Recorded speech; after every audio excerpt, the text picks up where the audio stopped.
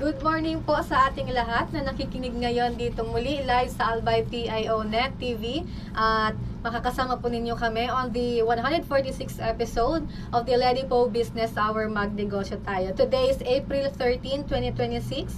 Nakikita at napapakinggan tayo ngayon live dito sa Albay Provincial Information Office Net TV. And of course, this is done by the Provincial Government of Albay through our office, the Local Economic Development and Investment Promotions Office of Albay, headed by Miss Jamie Estrada Ribaya. At makakasama po ninyo ako on behalf of Miss Jamie. I am from the technical staff of Ladipo. I am Nethelia Estipona, and we are able to do this program po through the approval of our Governor, Honorable Noel Irosal, with the help of the Albay PIO, headed by Mr. Marte Gonzales. Muli po ginagawa namin ang programang ito para makatulong sa ating mga business entrepreneurs dito sa Albay, and dito po maaari kayong mag-share ng inyong mga businesses, ng services, ng mga products, ng libre po, and ma-feature kayo after the 150th episode namin sa aming mga magazine. Mayroon kaming magazine on the first and second edition of our magazine. Bago po natin ipakilala ang ating interviewee ngayon, panoorin po muna natin ang mission, vision, mandates ng Ladipo para maunawaan natin ang aming serbisyo. Watch this video po. Ladipo Business Hour Magnegosyo Tayo, every Monday and Wednesday 10 o'clock a.m. to 11 o'clock a.m. Grow your business in the province of Albay. We are eager to serve and excited to assist you. The Local Economic Development and Investment Promotions Office is mandated to facilitate, prepare, coordinate, and execute local economic development and investment promotion policies, programs, projects, and activities in compliance with DILG Memo Circular Number 2010-113. Mission of Ladipo Albay aims to promote the economic development and investment opportunities in the province of Albay through its various programs, projects, services, and activities. Ladipo Albay envisions to make the province of Albay the most preferred investment destination by providing a welcoming environment that provides ease in doing business, effective mechanisms, accurate and timely business information, and assistance to potential investors and partners. About the services. An office that is ready to assist potential investors and partners, private, individual, or group, both foreign and local, and the general public, in terms of capacity building, advocacy promotion, marketing, and product development assistance for the increased economic development and investment in the province of Albay. Services offered: capacity building and advocacy promotion, investment promotion, facilitation and servicing, product development, marketing and promotion, assistance to local and foreign investors.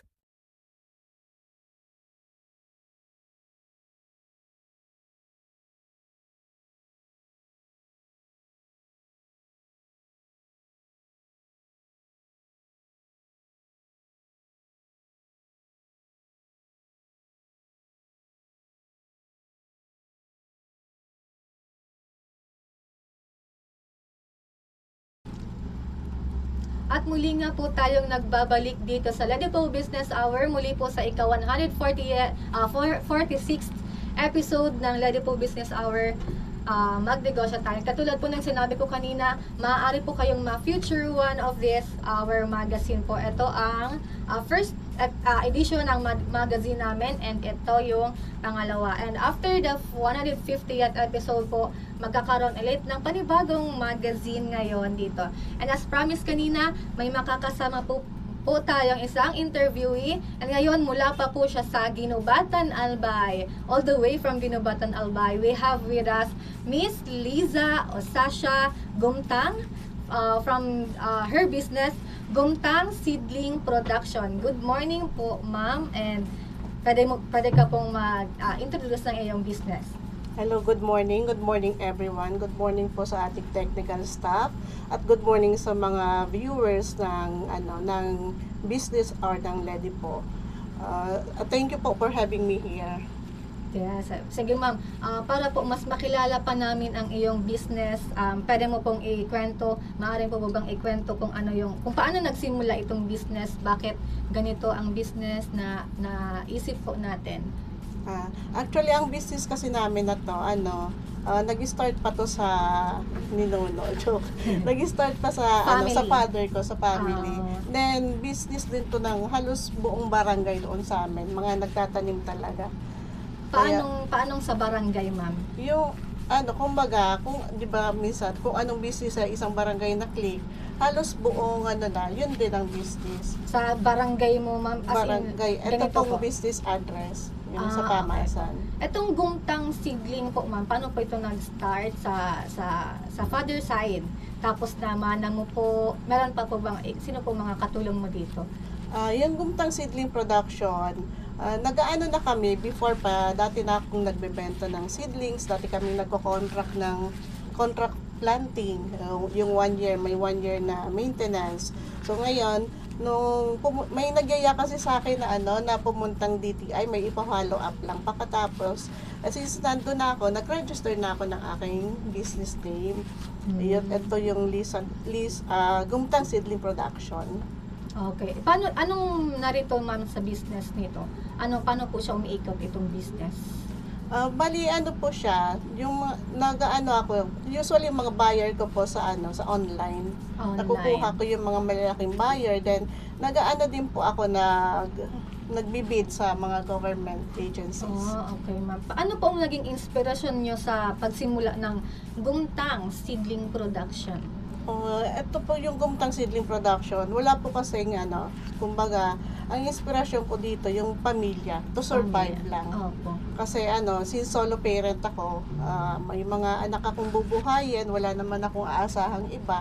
Kaya pinasok ko tong negosyong to. Anyway, negosyo naman to ng pamilya dati and ng barangay. Kailan po ito, ma'am, nag-start? Yung Gumtang Seedling Production po, it was registered since 2019. Sa father mo pa po yung nag-handle nun? Hindi, yung ako na po. Yung Ikaw na po. Gumtang Yung na sa po. father mo, ma'am, kailan pa po yung nag-start? Yung sa father ko, matagal na, maliit pa kami. Maliit. Nagtatanim na talaga siya ng may mga budded calamansi. Doon siya nag-start, budded calamansi, tapos mga paminta, kasi yun yung mga tanim namin. Opo. Tapos itong gumtangs, ano pong mga seedlings ang narito sa gumtangs? Mga bago? Ang karamihan po sa seedlings namin, ito yung budded calamansi. Yung bumibili kami ng mga, imbis na patapon na ng mga nagtitinda ng mga prutas, patapon ng mga dalandan. Yan, bibilhin namin yung per sack. Noon mura pa yun, 200 per sack. Then kukunin lang namin yung yung buto, yun yung Itatanim. papatubuin. Opo. Tapos pag okay na, pwede na siyang i-budding, iba-budding na po siya. Yung parents mo, ma'am, may background sa farming or ikaw po, may background po ba kayo sa farming, sa pagtatanim? Actually, agriculture po ako. Agriculture graduate. And then Kaya yung naman pala. pag may mga bisita din noon yung ang buka pa noon, ngayon bio ginubatan na. Pag Opo. may mga bisita sila, dinadala nila doon sa barangay namin. Yun Doon po- namimili ng mga tanim. Sa ginubatan nga po talaga maraming mga taniman Opo. sa ginubatan. And inirelate mo na din po yung course mo. Ito po talaga yung landas na gusto mong tahaking sa agriculture. Opo, kasi kumbaga pinagkakakitaan na namin, Opo. doon na kami nabubuhay, di nakakatulong ka pa sa environment. Opo. Pag kailangan mo ng mga prutas, na lang, harvest na lang. Sa mga prutas. Ano pa po yung mga itinatanim mo? Mer- Gulay? Ay, Kaya hindi ganun po kami sa gulay kasi lang talaga kami, mga nagpo-produce lang talaga kami ng mga fruit bearing. Fruit. Mga long term kasi siyang long term na tanim. Ano po yung fruit bearing? Meron po kaming mga avocado, rambutan, lansones. Yung lansones namin, yung almost seedless siya, yung longkong variety. Ano pa po, ma'am? Bukod sa, ano pa, ma'am? Ikwento mo, ma'am, yung mga tinatanim mong mga seeds. Kung Yung ano. yung mga forestry seedlings. Kasi yung mga forestry seedlings, pang naman din po namin yan, pang supply sa DENR. Pag may mga nagre-request ng cutting permit, ang isang puno kasi ng puno ng kahoy na puputulin, ang kapalit nun ay 50 pesos na seedlings. Pag nara ang pinutol, ang kapalit nun 100 pieces na seedlings. Kaya yung mga seedlings namin na mga forest trees, pang-supply naman po yun sa DNR sa mga nagka-cutting permit. Ano po yun, ma'am, yung mga advantages ng seedlings sa buyers? Ay, yung maganda po sa mga seedlings kasi Healthy. siya, saka maganda, yung environment mo, presko, lalo ngayon grabe ang init. Oh, Alam mo doon sa bakura namin, hindi mainit. Mapresko po. Oo Hindi nga. mainit, pero pag lumabas na kami ng ng highway, Mainit, naramdam parang na. kang sinusunog sa Oo. init. Kapag marami po talagang puno, mga Opo. halaman, mga green, everything Oo. na nakikita natin green, ma-presko po talaga sa pakiramdam. Kaya maganda din talaga may mga tanim-tanim sa mga bahay, sa mga garden natin na para ma-presko din. Opo, pwede ka maglagay ng duyan sa labas. Yung pesto mo, ma'am, saan po kayo nakapesto? Bahay nyo lang po ba? Or Yung meron kayo ito sa pong Gumtang Seedling Production, ang business address niya po sa Purok 6, Pamasan Maypon, Ginubatan, Albay. sa po yun? Sa bakuran po nung parent ko sa likod. Doon sa bakuran ko naman sa San Francisco, Ginubatan, meron din naman po, pero konti na lang since na po siya, crowded na ng mga fruit bearing na lumaki na. Opo. Paano, ma'am, kapag may mga bibili ng mga seedlings sa inyo? Pumupunta po ba talaga or bumibisita po yung mga buyer natin sa bahay ninyo or online? Yung iba po, bumibisita sila na din po ang nagpi-pick up. Yung iba naman, deliver na po. Usually naman yung mga deliver naman namin, mga repeat order na madami Opo. kaming buyer na mga repeat order. Usually, ma'am, sino yung mga buyer nyo? Yung may mga malalawak din na farm kasi sayang yung lupa nila. Opo. Nagtatak sila ng walang production, hindi productive. So minsan nagpapatanim din, contract farming, kami yung magtatanim. Magbabayad na lang sila sa amin kasi kung wala silang laborer na magtatanim. Opo. Lalo pa kung yung buyer namin nasa abroad, bibili na lang siya sa akin, nagsiset na lang sa GCash or sa bank account, tapos papupuntahin na lang kami doon sa lote niya. Kayo na rin Magtatanim po. kami. Kayo Opo. na rin po magtatanim. Opo. Ano yan po? Yung mga charges po, ma'am, kasama na rin po? Or Nagdadagdag lang po akong Kapag little kayo amount po. para sa para sa mga laborer. Opo. Paano mo po naisipan na ganitong business ang papasukin mo? Din kasi siya, kumbaga, masaya naman tong negosyong to. Opo. Saka nakakatulong ka na talaga sa environment, saka yung tanim kasi, imbis na lalo kung may malakas ang hangin, bumabagyo, huwag kayong matakot na na magtanim kasi yung iba naman turn off kasi daw pag binagyo wala na, Opo. mapuputol. Okay lang po yun kasi siya, windbreaker. Imbis na diretso sa inyo yung hangin, yung bahay niyo yung tamaan ng hangin, tatama muna siya sa puno. Mga So, puno. protection natin yung mga puno. Yung bahay mo, ma'am, marami po bang puno? Doon ka rin talaga nagsisimula mag-plant? Opo, madami ako doon, lansones, rambutan, avocado, yung sa likod ng bahay. Ano yun, ma'am? For personal mo yun sa family or binebenta mo na rin po Yung yun? yung sa amin kasi crowded, na yun, hindi na kami ang seedling na lang doon sa likod ng bahay namin, yung sa San Francisco, na lang, dwarf coconut. Tsaka yung tall variety kasi ini-endorse na binabalik na ng PCA yung mga Laguna tall, yung mga tall variety ng coconut kasi flexible siya sa hangin. Opo. Na malaki rin pala talaga yung advantage kapag may mga puno, mga halaman tayo sa mga bahay natin. Kasi nga sabi ni Ma'am kanina na poproteksyonan tayo na may mga bagyo, sabi ni Ma'am kanina, wag daw tayong matakot kapag may mga na ganitong business natin pagtatanim-tanim, wag tayong matakot na kapag may mga darating na bagyo kasi isa yun sa magpo-protection sa atin kapag may mga unos na ganitong bagyo nga. Ito sa panahon nga po ngayon, ma'am, na maraming hamon, napapansin natin na mas madaming nagiging interesado sa pagtatanim po. And sa tingin niyo po, paano po nagiging relevant ang seedlings ngayon? Paano po siya nakakatulong sa economy ngayon? Ayun po. Kasi yung mga, usually lalo yung mga retired, mga pa-return na, back to basics sila, back sa pagtatanim ulit kasi yun na yung nila, bumabalik sila sa nila, na gusto na nilang mag-farming kasi mas masaya mag-farming, then mas masarap kumain ng prutas na sarili mong tanim. Opo. Tsaka pag ang prutas masarap din talaga pag fresh, no? Opo. Galing, ikaw po ba ma'am, basta kapag nag-crave ka kunwari ng lasones, pitas ka lang doon, kain na. Opo. Ay, yung Actually, umaakyat din ako ng Ay, rambutan. Pag akyat mo, doon ka na manginginain. Ay, sarap Tapos ng yung iba naman, pambenta na yun. Pangbenta na yun. Siyempre, kailangan mo munang matikman ng ang sarili mong tanim para Opo. alam mo din kung paano ito. Kapag may mga bagyo po, ma'am, paano po kayo naghahanda na proteksyonan yung mga ganito? Ay, dati po, nung may bagyo noon, inaano ko yan, tinutumba ko lahat. So, kaya lang sobrang nakakapagod. Saka, napansin ko din na mas na-stress yung tanim na natumba kasi dadaanan siya ng buhangin, dadaanan ng tubig. So, nalalamog. Oo. Lamog yung stress sila. Unlike doon sa pinabayaan mo lang siyang nakatayo, pag after ng bagyo, kasi mababa naman sila, ang kalaban lang talaga nila baha, ay kung wala namang baha, hangin lang, okay lang naman. Paano pag natumba yun, ma'am, yung mga nakatayo lang sa yung mga inayaan? Oo.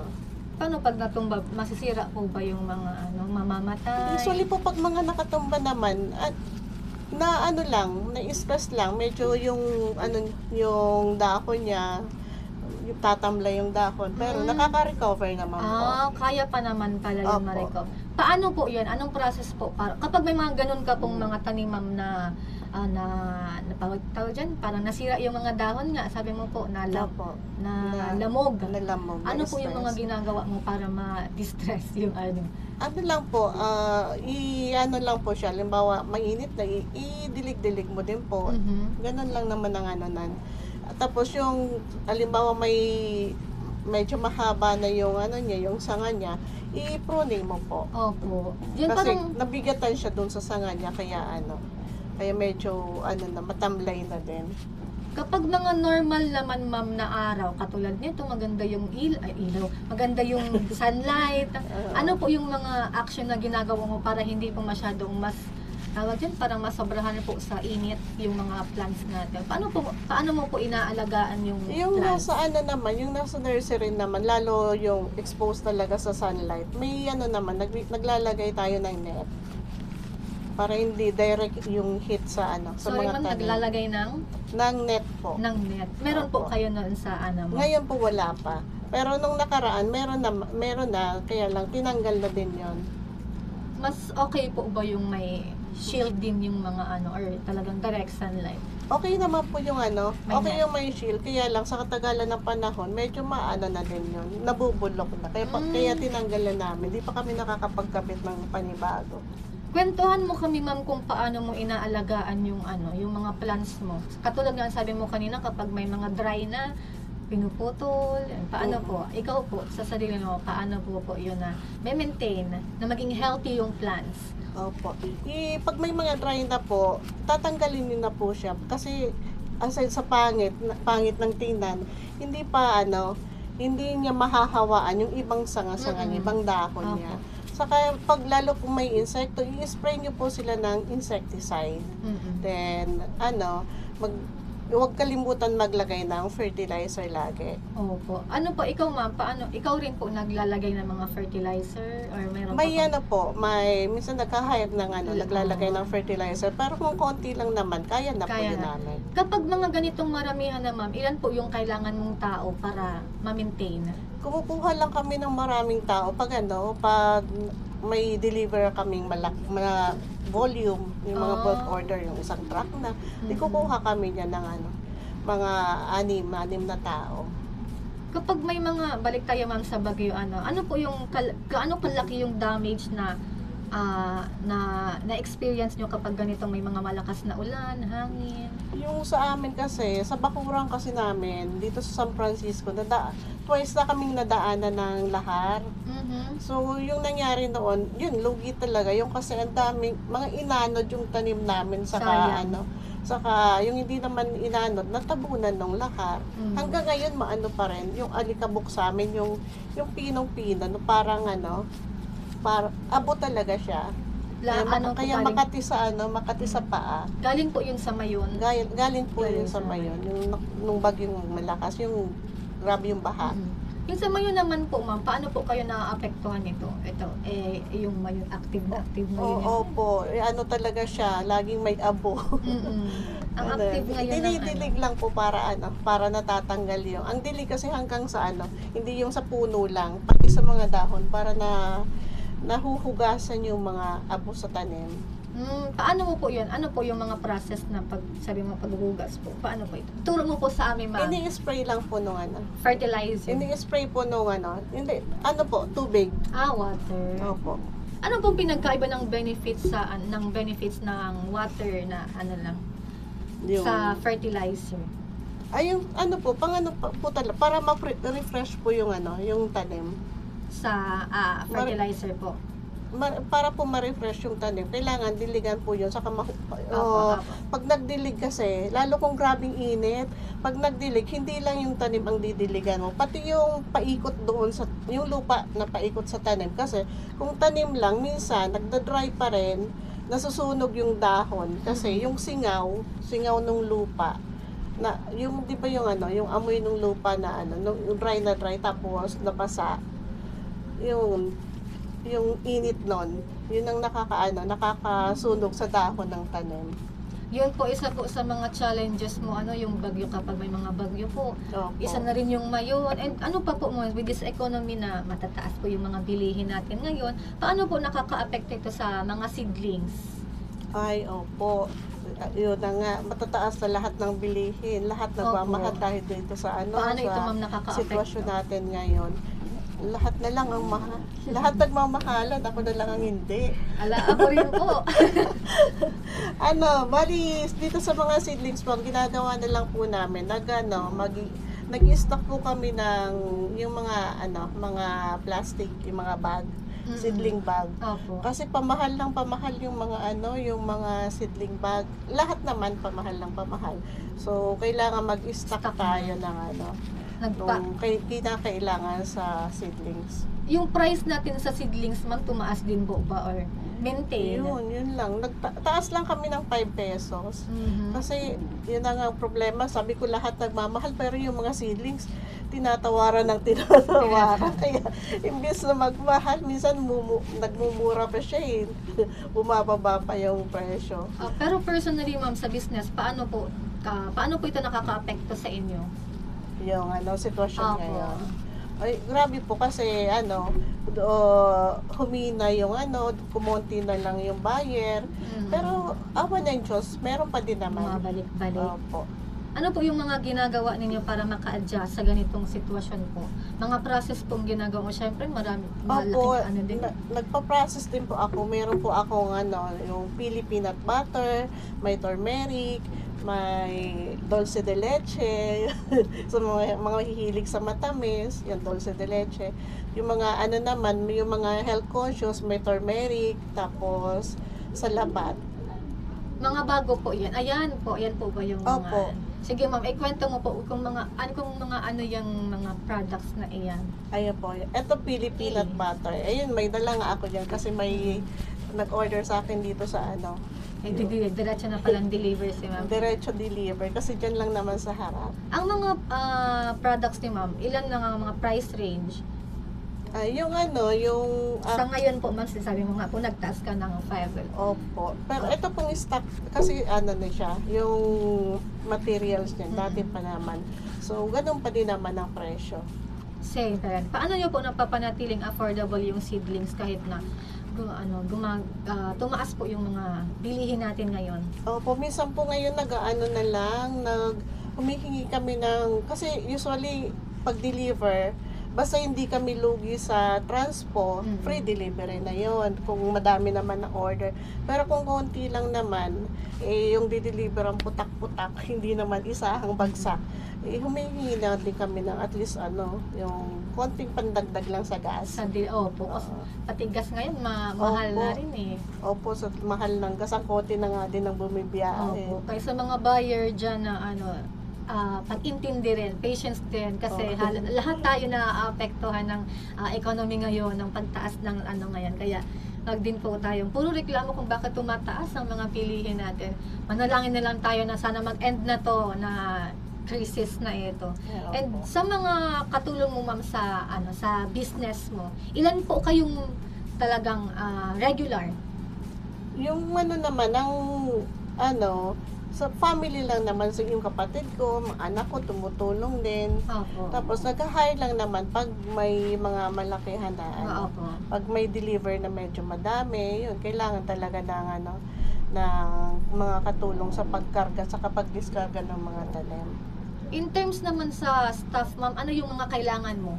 Responsibilities, ano yung mga kailangan mong doon sa business? Kunyari, makakatulong sa ganitong bagay, ganito yung trabaho niya. Ano mga specific responsibilities ng mga staff mo doon sa business? Yung sa akin naman, yung sa anak ko, yun, siya ang gumagawa ng kanya-kanya kaming siya halimbawa yung isa gumagawa ng peanut butter, yung isa gumagawa ng yung matamis sa pampalaman, yung dulce de leche. Tapos ako na lang minsan ako na lang naglalagay ng label. Pero sila din naman ang gumawa ng label. Yung anak ko din ang nag-design ng label. Ayan yung mga packaging. Opo. Ayan pa mga design nila. Opo, yan. Gawa Sila yan ng na anak rin. ko. Tinuturo mo rin yung paggawa ma'am ng mga ganyan, tableya, mga pili, gano'n, mga tawag yun ng mga product ni ma'am, dulce de leche. At tinuturo mo din po yun sa mga anak mo at sila na lang din ang... yung anak ko, mas magaling siya sa akin. Ikaw mas yung tinuturuan. Mahilig yun magluto. Ikaw po ma'am, namana po ba yun sa'yo, kahiligan yung magluto? Hindi rin. Hindi rin. Namanan niya sa tatay niya, kasi yung tatay niya talaga yung cook. Sa luto, no? Opo. Doon naman. Hilig niya yon, kaya lang yun. Ngayon, minsan ngayon kung may gusto, yung nag-scroll sa Facebook, Opo. may doon, may lumabas na Gagayahin niya. Gagayahin niya. Saka meron naman tayong YouTube University. Opo. The online, marami nang natutunan. In terms sa agriculture, sa ganitong mga business mga gawain, may naman na rin po ba yun sa mga anak mo? May mga gusto rin po bang ganitong hindi nila hilig yung hindi nila hilig. Nung bata pa mahilig sila magtanim, pero ngayon hindi na. Pero tumutulong naman mag-labor sa mga pag may mga ikakarga-diskarga. Tumutulong naman sila. Pero at least marunong din po sila. May idea naman sila. Siyempre kapag nakikita mo rin naman sa parents mo, magkaka-idea ka kung paano yun nag-work. Opo. Saka pag may mga exhibit na halimbawa nagkasabay na dalawang exhibit, ako yung sa kabila, yung anak ko naman sa kabila. Tulong din kaya family business din po talaga ito. Opo. Nagsimula ito sa father nila. Si mother po kaya more on a agriculture side po ba si mother or tagang kay father po talaga? Support lang. Support. At least may oo. pinagkakakitaan ng business. Ilan po ma'am yung naging capital nyo para mag-start itong Gumtang Seedling? Yung sa akin, mga lang naman siya 10,000 kasi nag-start din ako sa hindi naman kailangan ng malaking capital kasi kailangan mo lang naman ng seeds. Pag nagtumubo na yun, gagastusan mo na naman doon yung pagpa-plastic, ipapat naman yun kasi naka-seedbed pa lang naman. Yung magbabayad ka para sa sa nagbabading, tapos after nung tumubo na yun, stable na, ipapating na yun. Is seedling bag na. Itong mga ganito ma'am, packaging, proper pagtatanim, inaral nyo po ba to or talagang nasa lahi? May training ka po ba? Wala pong kasi kumbaga natututunan na lang, experience na lang siya. Pero di ba ma'am, dapat may proper din po talaga. Yung mga tinatawagan na mabigat yung kamay, kaya kapag nagtanim ka, hindi siya tutubo. Opo, yung sa barangay kasi namin, kahit bata marunong magbading. Siguro dahil din po ma'am sa, tawag dyan, sa daga, sa lupa. Opo. Okay naman ang lupa sa amin. Kapag ganun ma'am, advantage din po ba talaga yung mga lupa na pagtatanim ma'am? Opo, pag hindi po maganda yung lupa, mag-a-add na lang po ng mga fertilizer sa lupa, yung mga naglalagay kami ng compost, gumagawa din ako ng yung mga prutas, yun para yun na din yung pang fertilizer namin. Yung mga katulong mo, ma'am, nag-training sila? Hindi naman Hindi po. din po. Experience din. Ikaw, ma'am, paano mo po natutunan itong ganitong? Kasi tinuturo din sa course. Opo, usually Kasi- sa school naman din naman mas talaga yung yung experience. Sa experience. Opo. Pero ikaw, ma'am, tinuruan ka ng parents? Hindi naman natututunan na lang talaga kasi pag ginagawa mo matututo ka na lang din. Paano ka, ma'am, paano mo po naisip na ganitong business ang bubuksan mo? Ay, kasi po maganda talaga siya kasi aside from pinagkakakitaan mo na, kumikita ka na, nakakatulong ka pa sa environment. Saka alimbawa naman may may overgrown, pwede mo siyang itanim. Hindi nasasayang. Saka sa tanim naman, habang palaki yung tanim, mas mahal na siya.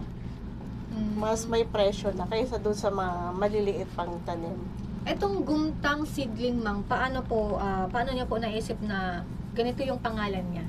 Ayun, yun yung pagpunta namin ng DTI, yun naisipan ko lang na mag-register. Pagkatapos, nakalimutan ko na yung dalawa, basta 3 yung choices na yung dalawa hindi in-approve kasi na daw, madami nang gumagamit noon.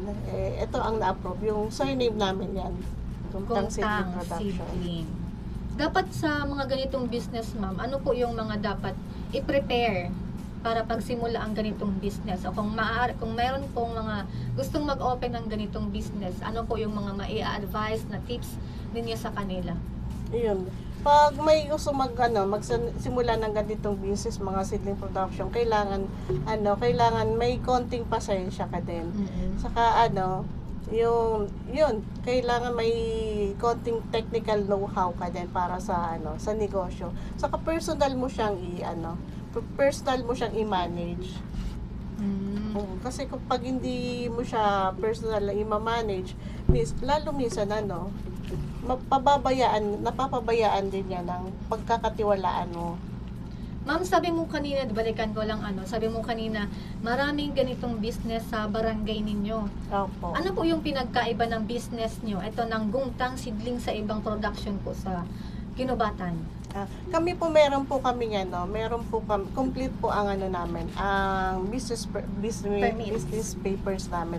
Meron kaming barangay, DTI, mayor's permit, tsaka may PhilJeps po kami. Kaya nakaka-transfer kami sa government. Pero in terms sa loob mismo ng product, ma'am, ano po ang mga pinagkaiba natin? Sa product kasi halos pare-pareho lang naman po kasi siya. Pare-pareho Kaya lang ito, talaga araw-araw na may maintain yung yung tanim. So far, ma'am, itong business, kamusta po ang ongoing business natin? Ayun. So far okay naman po. At least may may mga bumibili pa naman din. Saka may ako din, may nakukuha din ako sa government na transaction. Opo. Ito, kailan po nangyari ito? Kailan po nangyari at ano po ang naging epekto sa business? Or kailan po ito nangyari at ano po yung naging epekto? Itong business po ba? Paano po ito nag-start? Nag-start siya sa family, sa mother, sa family namin, sa Usasya. Kasi yung gumtang sa asawa ko. Manila sila naka-base. Tapos, inilipat mo po dito sa Kinubatan. Ang mga seedling production, sa Kinubatan siya. Ginamit ko lang yung surname ko kasi yung mga nauna kong hindi ko magamit kasi na daw yun, redundant. Gamit na yung mga business name. Ilang taon na po itong business mo, ma'am? Atong Yung Gumtang ikaw po Seedling nagsimula. Production po, nag-start po siya 2019. From 2019, ma'am, ano yung mga challenges na na-experience mo? Challenges. Ay, may one time na yung, kasi karamihan ng namin, kliyente sa online nakukuha. Meron kami nakukuha sa Masbate, may mga resellers, tapos may bali hindi yun, actually hindi ako ang naka-close nun, yung anak ko. Tapos, kumbaga, ako na din yung sumagot sa iba kasi hindi niya nga masagot kasi may pasok siya. Tapos ngayon, close na yung deal, yung mga sizes na gusto niya. Tapos, nung di-deliver nung anak ko, dito yung sa Legazpi di-deliver. Pagdating doon, hindi niya kinuha kasi hindi daw, nagsusukat siya ng plastic. Gusto daw, XL daw, may mga sukat-sukat siya ng plastic. Yun naman din yun talaga. Isa lang naman ang size ng na XL. Opo. Oo. Hindi ko alam kung ano ba yung hinahanap niya, tanim ba o yung plastic. Plastic. Kala wala yung plastic na lang. Oo nga, hindi naman hindi naman nakikipagtalo yung anak ko. Sabi ko, pabayaan mo na, iuwi mo na lang yan. Di bali malugi, mas malaking lugi kung iiwan sa kanya. Pero paano nyo po ito ay hinarap, ma'am? Siyempre yan, andyan na yung kalugian eh. Oo. Paano na lang nyo po yun? ito hinarap? Na lang siya, charge to experience. Pero ma'am, Kasi may mga darating din naman, may mga dumadating. Pag may wala naman, may mga dumadating naman din na mas malaking transaction. ang ganitong business, ma'am, may times po ba na naisip nyo na dahil syempre may mga challenges nga ganito, ganyan, mga hindi natin maiwasan. May mga times po ba na naisip mo na sumuko? Minsan napapagod, pero pahinga lang ng konti. Pero hindi Tapos, susuko. Laban Tuloy, pa din, tuloy tuloy pa pa rin. din. Siyempre kasi dito rin sa mga intindihan ko sa kwento ni ma'am, dito rin po sila kumukuha ng kanilang Opo. panghanap buhay sa family. Opo, hindi po tayo pwedeng huminto kasi wala naman tayong aasahang iba. Opo. Sa mga gustong magbukas ng business, ma'am, ano po yung gusto mong advice or pwedeng advice na pwedeng ibigay mo po sa kanila? Sa mga gusto po mag-open ng negosyo, kahit anong negosyo pa po yan, pwede po tayong mag-start ng negosyo, kahit po maliit lang po ang capital natin. Hindi naman po tayo kailangan mag-invest ng malaki agad. So, kumbaga, trial din muna pag nag-uumpisa pa lang. Kung alin yung tingin mo na okay sa'yo, na maganda yung negosyong papasukan mo, yun ang ituloy mo. Doon ka na mag-invest ng medyo laki-lakihan mo na. Saka pag naman may mga times talaga na may benta, may laki ang benta, may oras din na wala kasi sabi nga hindi araw-araw Pasko. Opo. Sa business mo, ma'am, ano yung mga times na medyo alanganin tayo sa pagbenta? Or mga season, di ba? Kasi syempre season din po yan eh. Ano yung Opo. mga season na or palagi po ba tayo on peak? Pag pag yung sobrang init, yun, medyo mahina po yung benta na. Kasi yung tanim nga kasi yung natin, yung binibenta. Pero ito namang may mga tanim naman tayo ini-endorse na laban siya sa init. Yung mga sun-loving talaga. Itong kalamansi, mga matibay siya sa init. Yun talaga ang time na madami siyang binubunga kasi yun yung gusto niya. Yung direct sunlight, tapos yung mga niyog, yun, mga matitibay, mga talaga siya sa init, laban sa Sa customers, ma'am, ano po yung mga hinahanap mong ideal type mo sa mga buyer mo? Yung kahit walang masyadong, may mga customer na walang masyadong nagtanong lang ng kung ano yung mga available, pag set mo kung anong mga available, pumili na siya ng ng mga pantanim. Nakalagay na din doon kung tag-iilang peraso, tapos deliver na agad-agad. Yun ang magandang Tapos may mga pang, pagka nagpa-compute siya, diretso na nagbabayad, pero di pa naman dini-deliver. Usually gumagawa nun yung mga nasa abroad. Nasa abroad. Pero kayo rin po, ma'am, kapag ganyan kang nasa malayo yung mga customers natin, pwede rin nag-o-offer din si ma'am ng sila na po mismo yung magli-labor doon sa bahay nila. Ano yung mga pinakamahalagang aral po? As the business going hanggang ngayon po, ano yung mga pinakamahalagang aral na natutunan mo? Ay, dito po sa negosyong to, kailangan talaga, kahit anong negosyo naman, kailangan natin ng konting pasensya.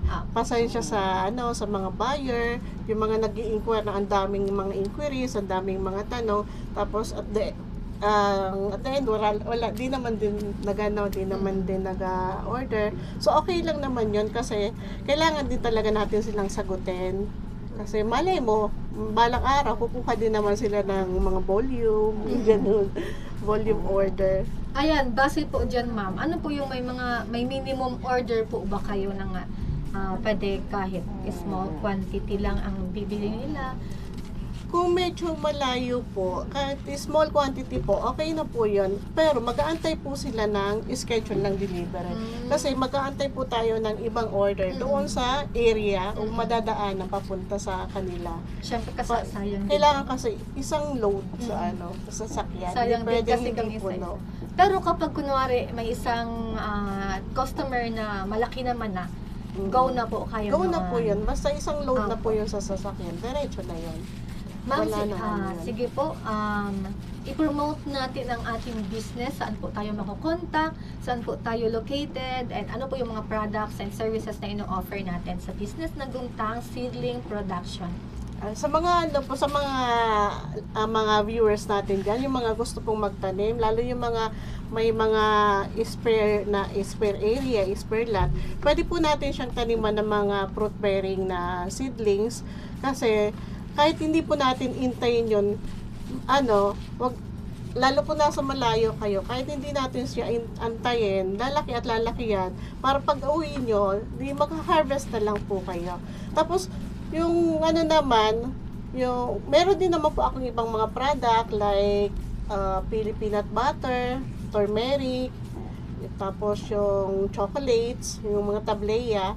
So, kontakin nyo na lang po ako sa sa Facebook account ko, Lisa Usasha Gumtang, or sa page ko, Gumtang Seedling Production, or you can contact my number 095000-83648 or 0975-92130 0975-9213071. O kaya pwede kayong mag-email sa gumtanglisa2@gmail.com.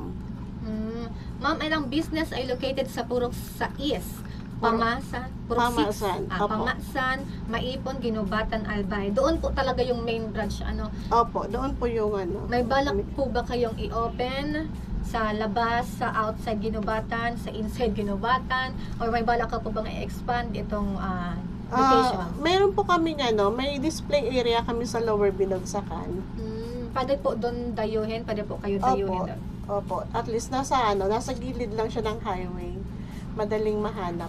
Tapos meron din po kaming mga exhibit. May regular schedule kami sa Camp Ola tuwing Martes, every Tuesday. Tapos sa Ginubatan po every second and fourth Tuesday of the month. Then sa Ligao every second and fourth Friday.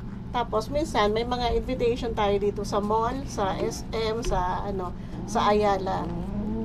Nagpo-post naman po ako para kaya kung pwedeng please follow na lang po nung page o kaya nung aking personal account kasi nagpo-post naman po ako ng mga exhibit doon. Ayun po. Sa muli po, nakasama natin si Miss Liza Usasha Gumtang. Sa business niya na Gumtang Seedling Production. You can contact her po sa kanyang personal Facebook page and Facebook page ng Gumtang Seedlings Production. Yun na rin po ang name ng page niya, and also meron din pong email address na sabi ni kanina ni Ma'am, and sa contact number na 095000836648. And once again po,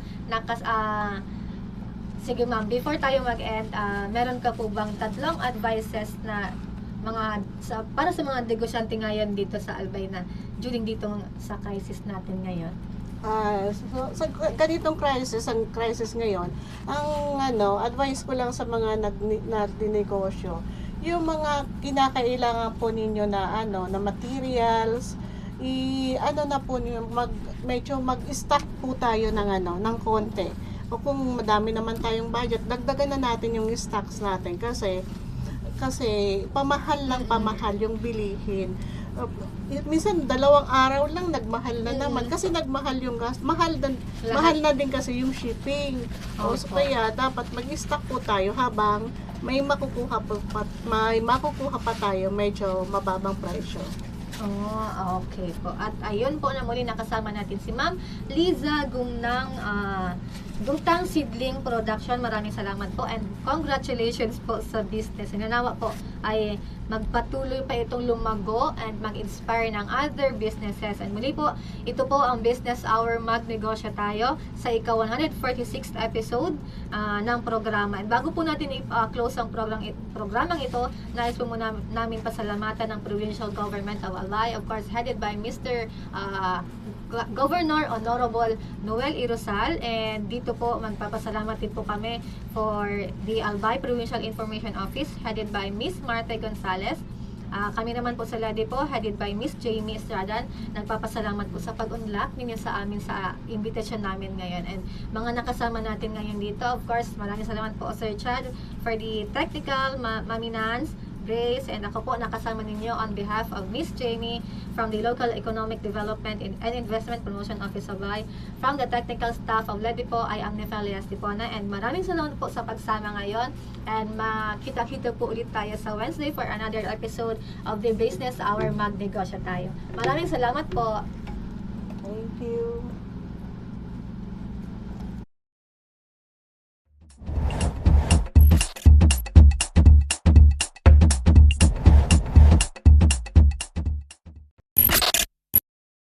Mandates. The Local Economic Development and Investment Promotion Office is mandated to facilitate, prepare, coordinate, and execute local economic development and investment promotion policies, programs, projects, and activities in compliance with DALJ Memo, Circular Number 2010-113. Vision. LADIPO Albay envisions to make the province of Albay the most preferred investment destination by providing a welcoming environment that provides ease in doing business, effective mechanisms, accurate and timely business information, and assistance to potential investors and partners. Mission. LADIPO Albay aims to foster the economic development and investment opportunities in the province of Albay through its various programs, projects, services, and activities. About the services. Local Economic Development and Investment Promotion is an office that is ready to assist potential investors and partners, private, individual or group, both foreign and local, and the general public, in terms of capacity building, advocacy promotion, marketing and product development assistance for the increased economic development and investment in the province of Albay.